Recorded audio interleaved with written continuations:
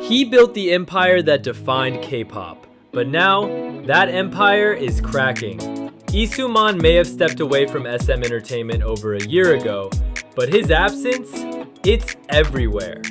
Missed concerts, legal battles, executives leaving mid-project, and artists, once known for their discipline, now publicly questioning their own company.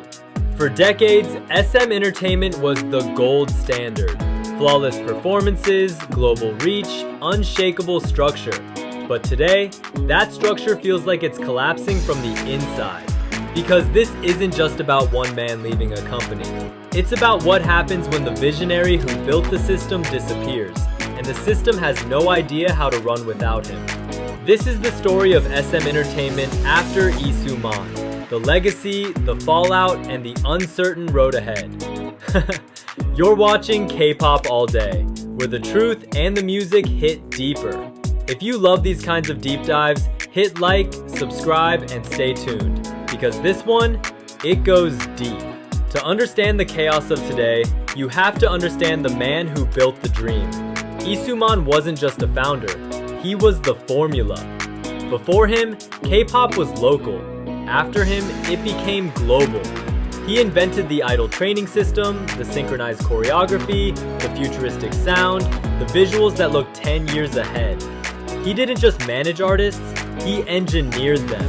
Bo, the solo queen who conquered Japan. TVXQ, the blueprint for every modern boy group. Girls' Generation, the gateway to the world. SHINee, K-pop's artistic revolutionaries. EXO and NCT, the digital age icons. Every era of SM was built on his vision. Every artist was a piece of his grand design. But while fans saw perfection, inside, everything revolved around one man's approval. Every concept, every comeback, every lyric. Nothing moved without Lee Soo-man's sign-off. He wasn't just SM's founder, he was its heartbeat. And that heartbeat came with a cost. Because when one man is the system, what happens when he's gone?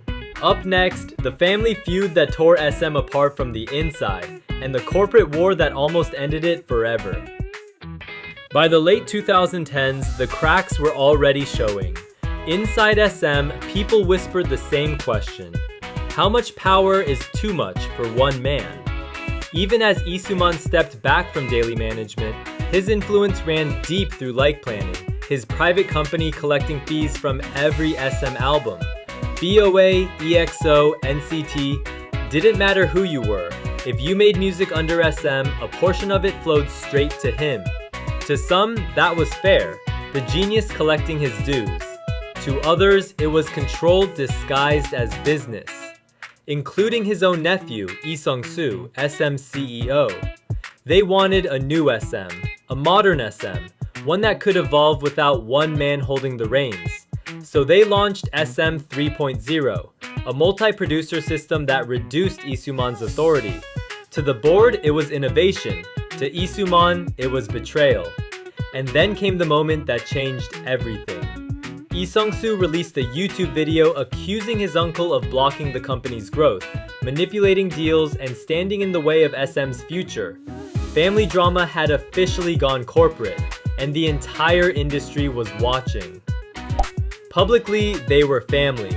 Privately, it was a cold corporate coup. And the fallout? It didn't just shake SM, it cracked the foundation of K-pop's oldest empire. But while SM's house was burning, someone else smelled opportunity. And that someone was HYBE. When family loyalty collapses, corporate sharks start circling. HYBE, the empire behind BTS, made its move. They didn't just want a piece of SM, they wanted control. By buying Lee Soo-man's shares, HYBE instantly became SM's largest stakeholder. It was a hostile takeover, the kind that could rewrite K-pop history. For SM's board, this was war. Their independence, their identity was on the line. So they turned to Kakao Entertainment. Kakao launched a counteroffer, sparking a billion-dollar tug-of-war. HYBE versus Kakao. Legacy versus ambition, two titans fighting for the crown of K-pop. And in the middle of it all, Lee Soo-man walked away.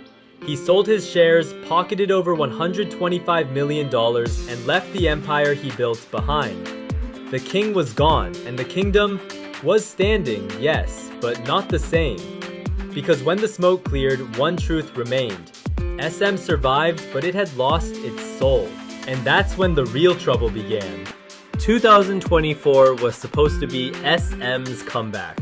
Instead, it became the sequel to its downfall. Inside the company, reshuffles, delays, quiet resignations. Then came the headline that hit hardest. EXO versus SM.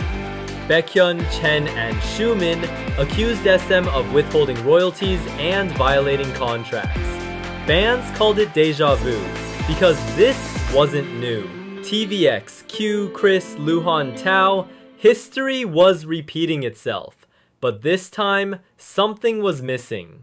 No Lee Soo-man. No leader to face the storm. Just layers of executives and silence. Analysts called it a leadership vacuum. Fans called it heartbreak.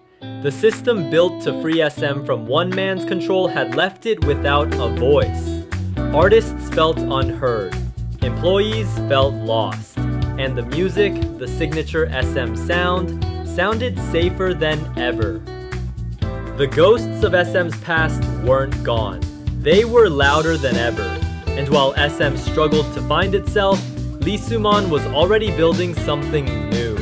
While SM tried to reinvent itself, Lee Soo-man simply began again.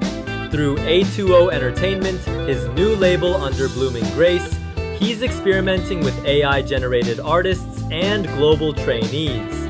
He's legally banned from producing K-pop acts in Korea until 2026, but everywhere else, he's free.